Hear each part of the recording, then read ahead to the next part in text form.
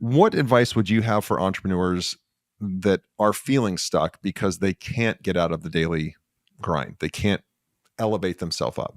Yeah, I agree with you. It's so frustrating when you hear work on, not in, and it's like, well, who's going to work in? This business doesn't run itself. Yeah. So what you have to do is you have to work in the business, but find leverage as soon as you can. And so you can get leverage in a few different ways. If there's demand for your time and your services, you can raise your price, right? Mhm. And raising your price creates an increase in that top line revenue, an increase in your bottom line profit that gives you some decision making ability to say, okay, do I want to just keep raising my profits and create this lifestyle business? Or do I want to reinvest those profits and introduce some costs into the business that will help expand the business? And that could be software, it could be employees. Only 1 in 3 companies ever go from being a non-employer business to an employer business. It's a Oh, wow. huge leap to make. And so when you finally hire that next employee, now you've got someone else's plate you can start to fill up and you reallocate your time. So you're Yeah. still working in the business, but you're working on something different in the business.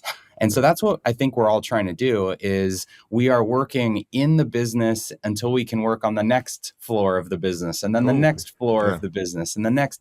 And you realize that the on the business part is just the simple act of zooming out and understanding what you're building. But then you go back to working in the business in a particular role that's the best use of your time. And you create leverage and you hire other people. And now you work on something that's more elevated. And that's the journey that we're all going through. I've done 100 and some of these interviews. I've read, I don't know how many business books. I mean, hundreds. That is the best explanation of working on and in the business. I love how you're going to level up to the next floor of where you work in the business. And then Yeah. you level up to the next floor, a higher floor where you're working in the business. And that makes so much more sense to me than I worked in the business until I could just work on the business, which I could just never tie, I couldn't tie that out. Right.